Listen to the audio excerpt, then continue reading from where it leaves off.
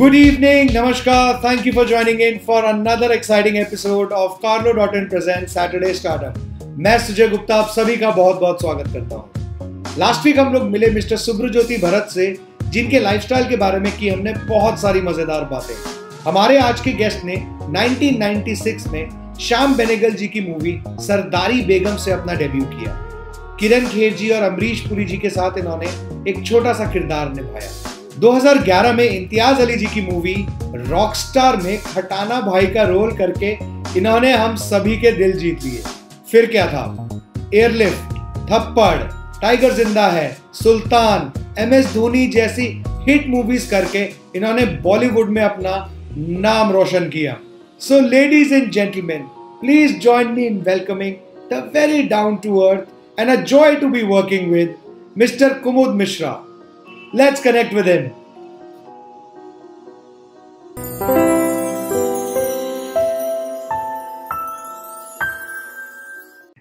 Sir, आज thank you for joining in. बहुत अच्छा लगा कि आप हम लोगों के साथ जुड़े and we are just very thankful to you. आपने इतने बिजी शेड्यूल में अपना टाइम निकाला।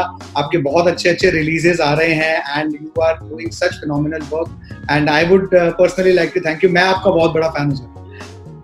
शुक्रिया सर। आप जैसे थिएटर से आपने बहुत सारा थिएटर में काम किया है and now you are rocking it in the film industry. मतलब how important has been the guidance of theatre on you?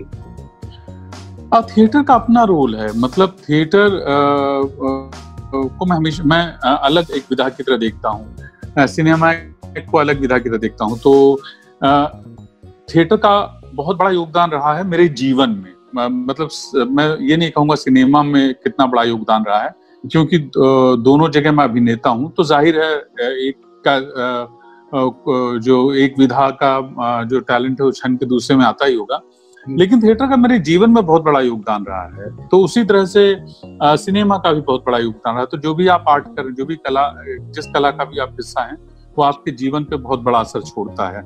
जिस तरह आपका जीवन उस पर असर छोड़ता है आपकी कला पे। तो यह मतलब मजेदार रहा है, काफी योगदान रहा है मतलब थिएटर का। वो एक मेरे लिए उसने एक जमीन तैयार की है जहाँ से मुझे किसी और स्पेस में जाने में उतनी घबराहट नहीं होती जितनी संभवतः किसी को होती होगी। या हालांकि घबराहट तब भी है, फिर भी है। सर, अभी हमने कुछ समय पहले एक काफी दुखद इंसिडेंट हुआ। सुशांत सिंह राजपूत जी हमारे बीच नहीं रहे सर। उसके साथ साथ ही एक नेपोटिज्म पे बहुत ही बड़ी जंग छिड़ गई है across the industry, across the country. Sir, कोई ऐसा इंसिडेंट कभी आपने फील किया कि आपके साथ नेपोटिज्म का कुछ नेगेटिव इम्पैक्ट आया हो? Do you have anything to say on that? नहीं, मेरे साथ कभी कुछ नहीं हुआ है। और मैंने जब भी काम किया है और अगर ठीक काम किया है तो लोगों ने स्वीकार किया है। और ये असल में आपके काम को स्वीकार करने की पहली शर्त होती है कि जनता आपको स्वीकार कर पाती कि नहीं, आप खुद को स्वीकार कर पाते ही नहीं एज अ परफॉर्मर। तो मेरे साथ तो ऐसी दिक्कत नहीं है। मुझे इंडस्ट्री ने वो सारी चीजें दी जो मतलब मुझे चाहिए थी और जब चाहिए थी मुझे मिली। तो मेरे पास तो ऐसी कोई शिकायत नहीं है ये, और नहीं मुझे लगता है कि ये बहुत बड़ी शिकायत होनी भी चाहिए। आप काम कीजिए, ये प्रोफेशनल दुनिया है, इसमें बहुत सारे लोग आएंगे और बहुत सारे लोग बहुत सारे तरीके से काम करेंगे और हर आदमी की कोई आदर्श स्थिति बना करके काम नहीं कर सकता है। संघर्ष होगा, आपको ज्यादा संघर्ष करना पड़ता है, किसी को कम संघर्ष करना पड़ता है जी। लेकिन जब सबका हिसाब लिया जाता है तो संघर्ष असल में सबका उतना ही बड़ा हो जाता है, प्रकार अलग हो जाते हैं। तो मुझे लगता है कि हमको काम पे ध्यान देना चाहिए, सबको काम पे ध्यान देना चाहिए। और यहाँ आपने ना एक बड़ी बहुत ही मोटिवेशनल मूवी की थी एयरलिफ्ट, जिसमें आप ने रियल लाइफ संजीव कोहली जी का रोल प्ले किया था as a joint secretary of ministry of external affairs. और उसमें मतलब उसका ये क्रेडिट है कि 1,70,000 लोगों को उन्होंने एयरलिफ्ट कराया था। सर, बड़ा आई एम श्योर बड़ा पैट्रियोटिक आपको फील हुआ होगा ये रोल करते हुए। तो how deep does patriotism go with you? I think ये जो देशभक्ति की जो पूरी जो चर्चा है, ये मुझे लगता है कि हम लोगों ने बहुत सारी चीज़ों को दरकिनार करने के लिए की हुई है। मुझे अपने आप को देशभक्त प्रूव करने के लिए 50 साल इंतजार नहीं करना पड़ा है। मैं हमेशा देशभक्त रहा हूँ, और हर आदमी जो इस देश में रहता है वो उतना ही बड़ा देशभक्त है। कोई देशद्रोही नहीं, हर आदमी देशभक्त है।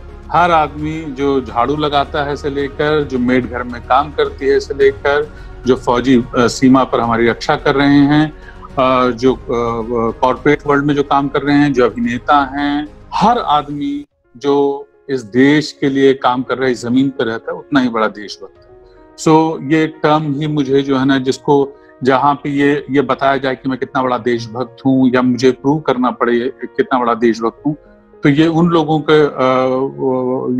की बेवकूफ़ी है जो ये सवाल पूछते हैं कि आपका देशभक्ति के बारे में क्या देशभक्ति को आप कैसे डिफाइन कर सकते हैं, कैसे डिफाइन करेंगे? तो बहुत ही कमाल की चीज है ना, पूरी दुनिया खुल रही है और हम देशभक्ति, यस ऑफ कोर्स, आप अपने देश के लिए खड़े हैं, हमेशा खड़े रहेंगे।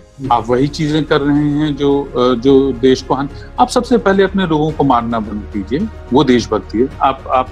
आप ये जो भाषा का जिसको कहते हैं धर्म का, जात का, ये सारे जो विभाजन, इसको खत्म कीजिए। ये देश का हिस्सा है, तब देशभक्ति होती है। देशभक्ति इस बात से नहीं होती है कि आप लोगों को फोर्स करें कि वो जन गण मन गाएं। देशभक्ति ये नहीं हो सकती है कि आप लोगों पर सवाल उठाएं बार बार। आपके पास मौका आएगा, आप दिखाएंगे, और मौका क्या आएगा? हम रोज कर रहे हैं भाई, रोज। एक आदमी जो नाला साफ कर रहा है, एक स्वीपर है, एक आदमी जो सड़क पे झाड़ू ला के सड़क साफ कर रहा है, एक आदमी जो रेस्टोरेंट में काम करके लोगों को भोजन खिला रहा है, वो सारा उसी का हिस्सा, उसी देश निर्माण का हिस्सा है। तो देश का निर्माण कोई ऐसा थोड़ी हो सकता है कि मैं एक टर्म में मैं एक शायरी बोल दूं, एक कविता बोल दूं और एक नारा लगा दूं तो उससे मैं देशभक्त हो जाऊंगा, या मैं तिरंगा लेकर के सड़क पे निकल जाऊं। तिरंगा आपके हृदय में है, देश आपके हृदय में है, जिस तरह ईश्वर आपके हृदय में है। अगर आप ईश्वर पे विश्वास करते हैं तो और अगर आप ईश्वर पे विश्वास नहीं करते हैं तो आप ह्यूमैनिटी पे विश्वास करते हैं। मुझे असल में ये प्रमाण देने से दिक्कत है। वो प्रमाण मैं रोज दे रहा हूँ। वो प्रमाण अगर मैं देना शुरू कर दूंगा तो मैं जाहिर है मुझे लगता है कि उसकी जरूरत नहीं है। मैं जब मौका आएगा तो हम हैं, खड़े हैं, तो रोज कर ही रहे हैं देश के लिए काम। Excellent sir. ये एक्चुअल मायना है कि मतलब लोगों ने यही बना लिया है कि भाई पहले दिखा दो कि तुम देशभक्त हो। People are actually asking these days कि भाई तुम्हें देशभक्त। हाँ, कैसे दिखाओगे आप? हाँ। किसको दिखाओगे? सही बात है।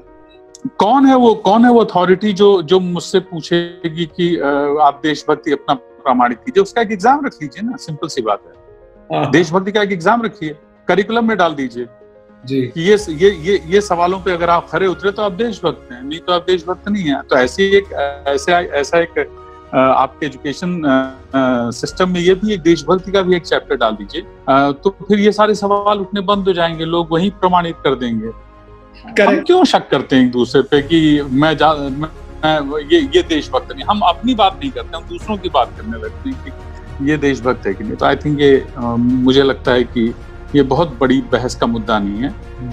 हमारी सेना है, हमारे पुलिस वाले हैं, हमारे गवर्नमेंट में जो काम कर रहे हैं, सारे लोग असल में उसी देश के निर्माण में काम कर रहे हैं, देश को बनाने में काम कर रहे हैं। तो ये उन पे शक करना, बैंक कर्मचारी हैं, टीचर्स हैं, कितने प्रोफेशन, सारे प्रोफेशंस इनफैक्ट, तो वो जब काम कर रहे हैं तो देश के निर्माण में ही काम कर रहे हैं, है ना? तो ये संदेह करना कि कौन बड़ा देशभक्त है ये सवाल थोड़ा सा मुझे लगता है कि इसकी इतनी जरूरत है नहीं। देश चल रहा है और अच्छा चल रहा है, अद्भुत चल रहा है, अद्भुत देश। सही बात जी। कभी कभार जैसे आपने एक बड़ी बढ़िया पिक्चर की थी सुल्तान, जिसमें आप अनुष्का शर्मा जी के पिताजी का रोल किया था, उसमें आपने काफी एनकरेज किया था रेसलिंग के लिए भी। एंड कैसा कुछ आप क्या एनकरेज करते हैं या कुछ ऐसा सोचते हैं कि भाई बड़ा होकर कबीर भी कुछ ऐसा कुछ करे? What do you encourage Kabir? किसी चीज के लिए मैं एनकरेज नहीं करता, अभी तो वही मुझे एनकरेज कर रहे हैं। अच्छा। अभी तो वही मुझे मेरी क्लास लगी रहती है कि तो मैंने अपने मतलब उन्होंने मुझे ऐसा फंसाया हुआ है कि एक टारगेट दिया है उन्होंने और मैं उस टारगेट को पूरा करने की कोशिश कर रहा हूँ। उन्होंने नहीं दिया, मैंने चैलेंज लिया, जो कि उन्होंने इशारे से डाल, क्योंकि बहुत सारी चीजें हैं जब मैं उनके ऊपर सवाल खड़े करता हूं तो उल्टे सवाल भी आते हैं आपके ऊपर। तो आपको पहले उन सवालों का जवाब आपको खोजना पड़ता है जो आ रहे हैं। इनोसेंस भी होती है तो उसका जवाब एकदम सीधा अंशोर आता भी नहीं है। नहीं आता। आपके पास हर सवाल का जवाब नहीं होता है, तो आप असल में वो छोटे हैं तो वो अभी अपना बचपन जी रहे हैं एंड मेरी उनसे कोई अपेक्षा नहीं है, कोई भी किसी तरह की अपेक्षा नहीं है। हम कैसे माँ बाप हैं इस पे रोज मंथन चलता रहता है, इंट्रोस्पेक्शन चलता रहता है कि आप कितने सफल हो रहे हैं पिता की तरह, माँ की तरह, और वही जंग है। तो वो तो हम या वही लड़ाई चल रही है। बाकी अभी मुझे उन्होंने एक टारगेट दिया है तो पहले मैं उसको पूरा करूं, फिर तो मैं उनको टारगेट दूं। तो मैं तो जैसे मैं उनके ऊपर सवाल उठता हूं मेरे ऊपर आ जाता है, तो अच्छा। मेरी लड़ाई शुरू हो जाती है कि चलो भाई मैं ही कर लेता हूं पहले। तो अभी मेरे पास 3 महीने का काम वो दे चुके हैं असल में। अच्छा। तो मैं 3 महीने बिजी रहने वाला हूँ। हाँ, तो बढ़िया सर। वो जब आप जैसे सेट पे भी आपको डायरेक्टर प्रोड्यूसर की एक टाइमलाइन चलती है, या तो घर पे भी चल रही है फर्स्ट क्लास, और इस वाली टाइमलाइन पे तो आप मना भी नहीं कर सकते। नहीं कर सकते, वो भी नहीं मना कर सकते, जो डायरेक्टर प्रोड्यूसर की होती है वो भी नहीं मना कर सकते। बट ये मतलब होती है क्योंकि ये तो खैर ये तो जीवन भर का है, और अभी तो आपके पास कोई ये भी नहीं है कि बहाने मार सको। आप घर पे हैं तो आपको डेली आपको एक उदाहरण सेट करना पड़ता है अपने बच्चे के लिए, या और आप फेल होते रहते हैं। जी। अब हमारा एक छोटा सा सेगमेंट है, 1 word 1 line answer. Are you ready? हाँ, आप बहुत निराश होंगे पर चलिए। ठीक है सर, लेट्स स्टार्ट। सर, चाय या कॉफी? कॉफी। अभी आपके इसी वक्त फोन का वॉलपेपर क्या है? मेरा बेटा। क्या बात। वो आई थिंक वो इसलिए भी होगा क्योंकि आपको टारगेट मिला हुआ 3 महीने का। जी sir, fill in the blanks. For me, theater is life. What's your favorite cuisine? दाल चावल। अच्छा, थोड़ा सा मॉडिफाई करूंगा, अरहर की दाल या दाल मखनी? अरहर की दाल।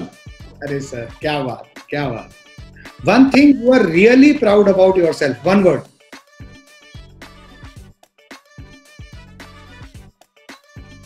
I'm a good man. We all know that. We all know that. We all know that. Yes, yes, yes. अच्छा, what's your perfect and Sunday afternoon like? आप भूल गया मैं वो असल में वो नहीं, संडे आफ्टरनून तो खत्म हो गया जीवन से, सारे संडे आफ्टरनून है। So yeah, so any favorite travel destination? National, international? No. मतलब beaches या mountain? Mountain. Mountain, okay. One favorite co-actor that you loved working with? It's a difficult question because आप कैसे कह सकते हैं favorite? Because आप जब काम कर रहे होते हैं तो आप जो मोमेंट होता है उस मोमेंट पे अद्भुत चीजें निकलती हैं जी। और जिस समय जिस एक्टर के साथ जो अद्भुत मोमेंट, जैसे रणबीर कपूर के साथ वो वाला सीन है, वो उनके बगैर हो नहीं सकता था। आयुष्मान के साथ एक सीन है, उनका मनोज पावा के साथ सीन है आर्टिकल में जी। मतलब ये तो असीम दुनिया है। तो इसको एक शब्द में बांध पाना ज्यादती हो जाएगी, बिकॉज आपने इतना कुछ पाया है उन एक्टर से, और वो उसमें कोई मेन रोल नहीं होता, उसमें आप छोटा मोमेंट किया है, छोटा सीन किया है, लेकिन उस सीन आपके जीवन में इतना बड़ा हो जाता है, एक अभिनेता के तौर पे इतना देख के जाता है। तो वो ये थोड़ा सा थोड़ी ज्यादती हो जाती है कि अगर मैं ऐसा कहूँ कि ये चुनूं जी। अच्छा, लास्ट क्वेश्चन इस सेगमेंट का, one role from the 80s that you dream की काश मैं कर पाता। नहीं, जो काम मैंने जैसे आपने मतलब ऐसे तो गब्बर का रोल नहीं, क्या है कि देखिए जो काम आप देखते हैं और जो काम आप एडमायर करते हैं, वो काम एडमायर इसलिए करते हैं कि उसमें आप एक तरह की संपूर्णता देखते हैं जी, है ना जी। तो वो मैं उस तरह की उद्दंडता नहीं करूंगा। मेरे लिए इम्पोर्टेंट है कि जो काम आपके पास आ रहा है आप उसको उस स्तर पे ले जाने की कोशिश करें जो रेफरेंस बन सके आपके लिए, आपके अपने लिए, कि आपका ये रेफरेंस है काम का, और वो बड़ा मुश्किल काम है। तो जो मास्टर्स कर गए हैं, जो हमारे गुरुजन कर गए हैं, जो सीनियर्स कर गए हैं, वो तो, और वो आप देख करके वो उससे आप सीख पाते हैं, मतलब आप वो मैं कर पाऊंगा। मैं तो पहली बात तो इसका भी बहुत बड़ा फैन नहीं हूँ कि जो हम रीमेक्स करते हैं फिल्मों का, उसका भी मैं बहुत दीवाना नहीं हूँ। मुझे लगता है कि उसका अपना एक वो रस है, जो आप जैसे जैसे समय बीतता जाता है उसका अर्थ बदलता जाता है आपके लिए, उसी कृति का, उसी फिल्म का, उसी परफॉर्मेंस का अर्थ बदलता जाता है। तो वो अद्भुत चीज है। हम उसको जब भी ऐसी कोशिश करते हैं तो बहुत मुश्किल होता है, अनलेस कि आपके पास उस कहानी में कुछ नया कहने के लिए है तो। Okay, so this was actually one word one line answers. We have with us mister Kumud Mishra. Sir, एक बात बताइए, आपके अभी हमने एक पीछे इंटरव्यू में ना सुना था कहते हुए कि your father is your idol ji. उन्होंने मतलब वो कहते थे कि भाई मुझे कोई नहीं जानता, और ही वाज लाइक एक डिग्रीज अपनी बताते थे कि कैसे मैं, आपने एक इंटरव्यू में बोला था कि भाई मेरे फादर मेरे डिग्रीज बताते थे। Sir, how would you want to be known as? No, I'm fine with the way I am. मतलब मैं बहुत महत्वाकांक्षी नहीं हूँ, एम्बिशियस नहीं हूँ, और मैं बहुत मैं घर घुसरा आदमी हूँ। मैं घर में अंदर रहना पसंद करता हूँ। मैं बहुत सोशली बहुत एक्टिव आदमी नहीं हूँ। मेरे बहुत ही लिमिटेड एक छोटा समूह है मित्रों का, तो उनके साथ उठना बैठना पसंद करता हूँ। काम करता हूँ और काम की सराहना मिलती है, वो अच्छा लगता है। तो बस उतना ही होता रहे, आप ठीक काम करते रहें, और अगर अच्छा करें तो सराहना मिले, अगर बुरा करें तो आपको मतलब लोग उस पे भी प्रतिक्रिया दें जिससे कि आप उसको बेहतर कर सकें। बस मैं कैसे जाना चाहता हूँ, आई थिंक ये जो है ना, ये अमर होने की जो एक लालसा है ना कि मैं जब नहीं रहूंगा तो लोग, आप चले जाओगे तो आप चले जाओगे, आप क्यों इस मुगालते में रहेंगे कि मेरे जाने के बाद लोग मुझे मिस करेंगे, लोग मुझे ऐसे याद करेंगे। नहीं, जो आप काम कर रहे हैं, जो वर्तमान में आप कर रहे हैं, वही सच है, और उसी पे विश्वास कीजिए। मेरे लिए मैं ये मानता हूँ, और जब तक मैं यहाँ पे हूँ उसको मैं कितना सार्थक तरीके से जीवन को और काम को जी पाता हूँ, वो इम्पोर्टेंट है।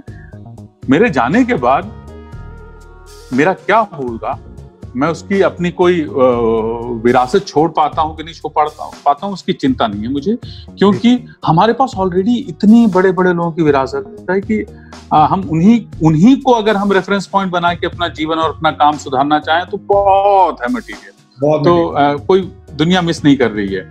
इतने दार्शनिक हुए हैं, इतने थिंकर्स हुए हैं, इतने स्पिरिचुअल लीडर्स हुए हैं, उसके बाद भी हम इतने गर्त में हैं इस समय एक समाज के तौर पे। तो ये महत्वाकांक्षा नहीं है। हाँ, ये जरूर है कि जितना समय है वो बेहतर तरीके से। जी। अच्छा सर, लाइटर नोट पे एक सवाल और पूछूंगा। आपका और आयशा मैम की केमिस्ट्री हमने कई बार इंटरनेट पे अलग अलग सोशल मीडिया पे देखी है। आप पहली बार कहाँ मिले उनसे?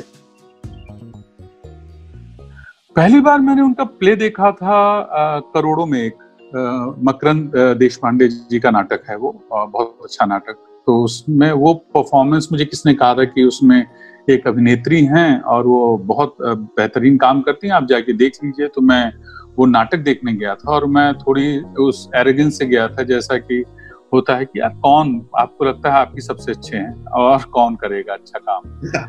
और जब मैंने उनको मंच पे देखा काम करते हुए तो वो सचमुच अद्भुत था।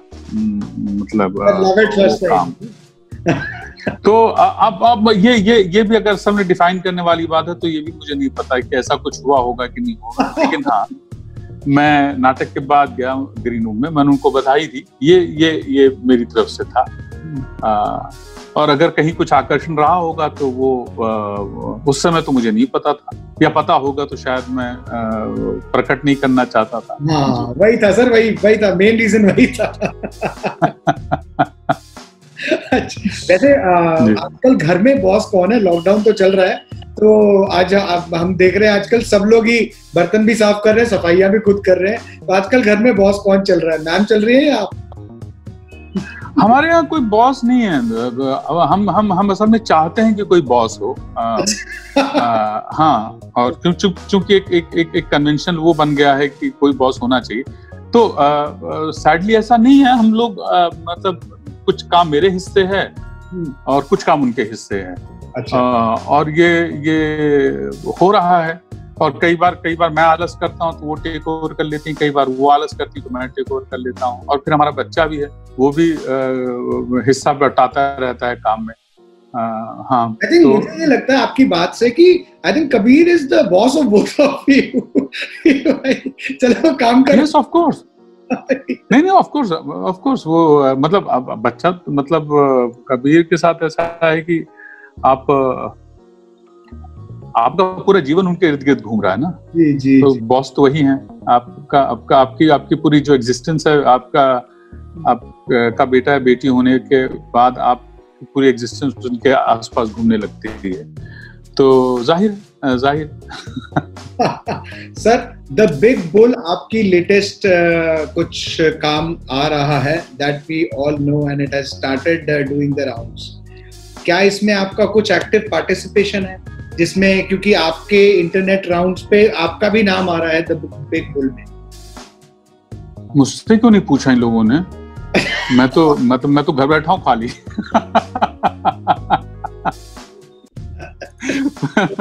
मैं तो खाली बैठा हूँ इंतजार में कि कोई फोन की घंटी बजेगी और मुझे कोई उठा लेगा और वेब सीरीज के पर्दे में मैं छा जाऊंगा। तो मैं इंतजार कर रहा हूँ। नहीं, अब ऐसा मेरे पास कोई ऑफर अभी तक आया नहीं।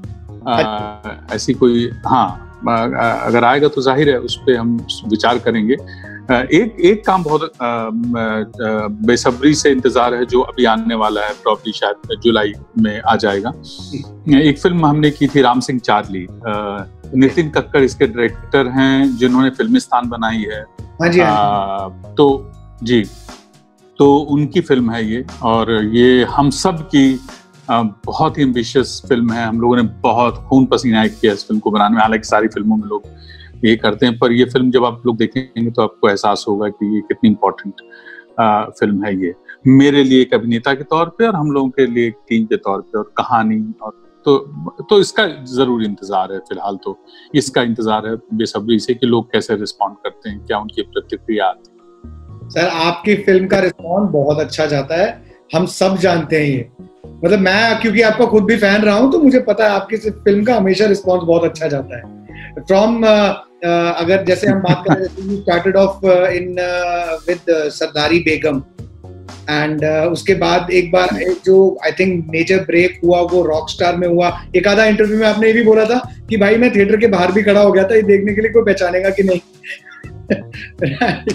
वो असल में उस समय मुझे इंटरव्यू देना भी नहीं आता था, तो मैं बहुत चीजें मजाक में कहता था, बहुत मजाक में कहता था, क्योंकि मुझसे जब भी कोई सीधा सवाल पूछा जाता था तो मैं उसका जवाब ना देके मैं कुछ और ही बोल देता था।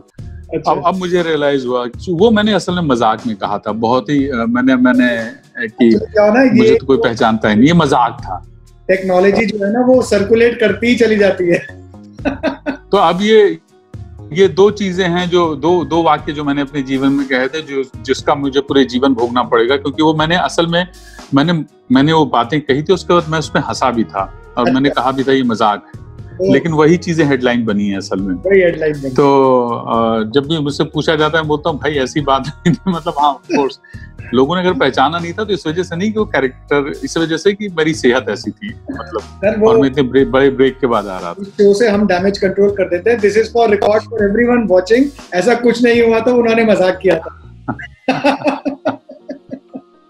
नहीं, मैं कभी हॉल के बाहर जाके खड़ा नहीं हुआ कि मुझे तो स्क्रीनिंग जो होती है फिल्म की, उसमें जाने में झेप होती है, तो मैं फिल्म के बाद में अपनी तारीफ सुनने के लिए हॉल में खड़ा हो जाऊं, ये तो असंभव बात है। तो मैंने मजाक किया था, और मैंने उसमें ये भी कहा था कि मैं मूंछ भी लेके गया था, और मैंने मूंछ भी लगाई कि लोग पहचान ले, लेकिन लोगों ने नहीं पहचाना, ये भी मजाक था। तो उसको बहुत गंभीरता से छाप दिया गया था। सोशल मीडिया पे सर थोड़ा सा एक्टिव हुई है, सारे लोग बहुत ईगर हैं, लोगों के कमेंट्स भी आ रहे हैं कि सर आपका इंस्टाग्राम हैंडल नहीं मिल रहा है। तो आजकल ये सारी टेक्नोलॉजी है, आई थिंक आपको भी सर थोड़ा सा और एक्टिव होना चाहिए।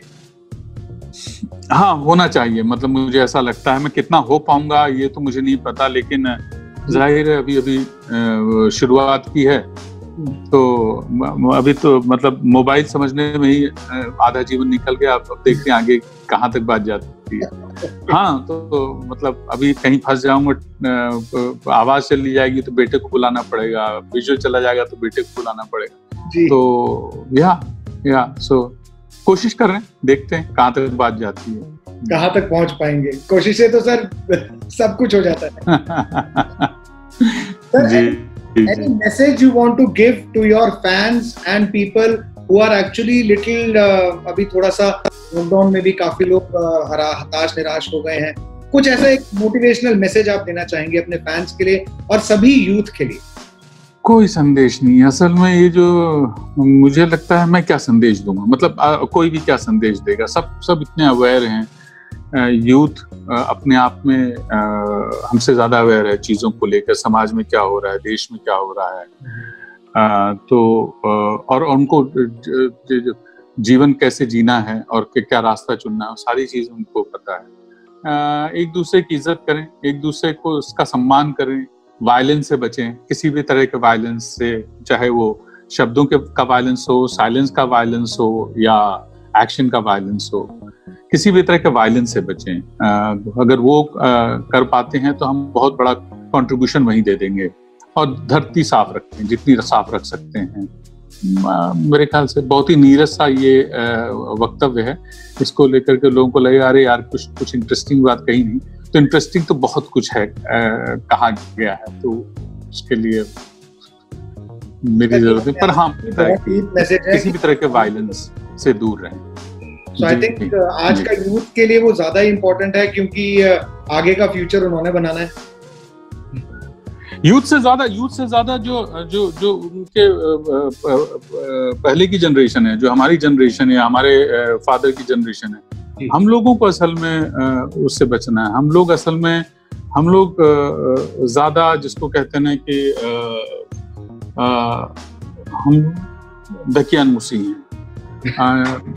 तो असल में तो हमारे लिए ज्यादा इम्पोर्टेंट चीज है।